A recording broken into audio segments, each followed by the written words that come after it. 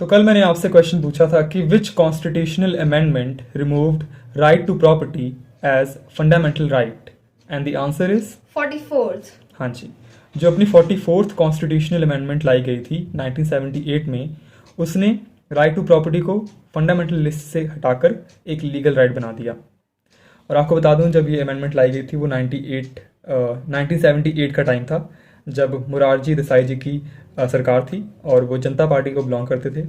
उन्होंने इलेक्शन ही इसी बेसिस पे लड़ा था कि हम अगर पावर में आएंगे तो जो इंदिरा गांधी जी ने 1975 के दौरान जो इमरजेंसी लगाई थी, उसके टाइम पे जिन्होंने कॉन्स्टिट्यूशन के अंदर चेंजेस किए थे 42nd अमेंडमेंट के थ्रू, हम उसको रिवर्स कर देंगे।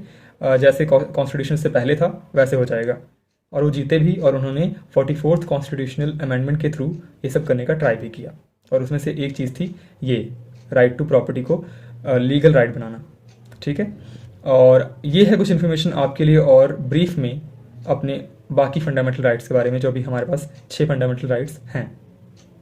तो आपको पता ही होगा कि हमारे पास 6 फंडामेंटल राइट्स हैं, आर्टिकल 12 से लेकर आर्टिकल 35 तक। तो उनमें से पहला राइट है हमारे पास राइट टू इक्वालिटी, जो कि है आर्टिकल 14 से लेकर आर्टिकल 18 तक। इस राइट में हमें बताया गया है कि इंडिया के हर एक सिटीजन को irrespective of his religion, gender, caste, race और place of birth equally treat किया जाएगा। कोई भी डिस्क्रिमिनेशन इन ग्राउंड्स पर उसके साथ नहीं होगा। That is right to equality. Second right है हमारे पास राइट टू फ्रीडम, और ये है आर्टिकल 19 से लेकर आर्टिकल 22 तक। इसके अंदर डिफरेंट टाइप्स की हमें फ्रीडम्स दी गई हैं। लाइक यहाँ पे आपके लिए 6 फ्रीडम्स मैंशनड हैं। पहली हमारे पास freedom of speech, then freedom of expression, freedom of assembly without arms, freedom of association, freedom to practice any profession, freedom to reside in any part of the country. ये है हमारे पास इस right to freedom के अंदर freedoms.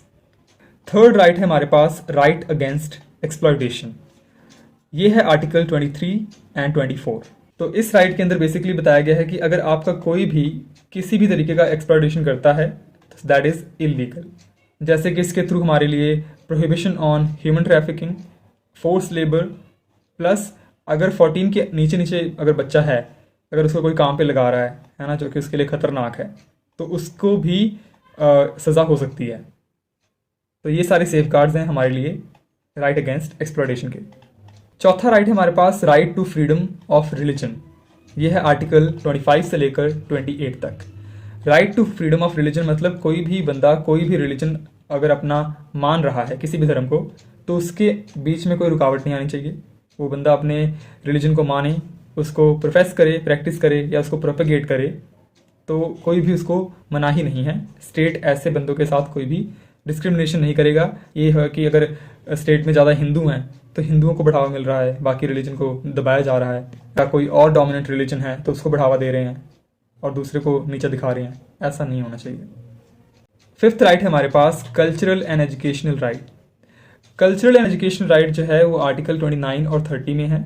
इसके अंदर जो minorities हैं उनको राइट दिया गया है कि आप अपने कल्चर को प्रमोट करने के लिए कोई भी एक इंस्टीट्यूशन सेटअप कर सकते हो। जो आपको सही लगता है आप करो, ताकि आपका कल्चर जो है वो बचा रहे। साथ ही साथ एजुकेशनल राइट्स हैं कि जो उनकी एजुकेशन का भी प्रबंध करना है, विदाउट एनी डिस्क्रिमिनेशन वो एजुकेशन ले सकें, इसका भी ध्यान रखना है। सो सिक्स्थ राइट है हमारे पास राइट टू कॉन्स्टिट्यूशनल रेमेडीज। ये है आर्टिकल 32 से लेकर आर्टिकल 35 तक।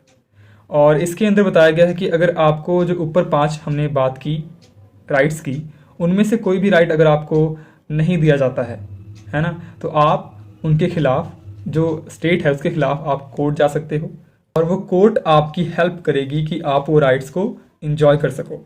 ठीक है, तो ये थी कुछ इन्फॉर्मेशन आपके लिए फंडामेंटल राइट्स के बारे में। मिलते हैं आपको कल अगले वीडियो में अगले क्वेश्चन के साथ। बाय।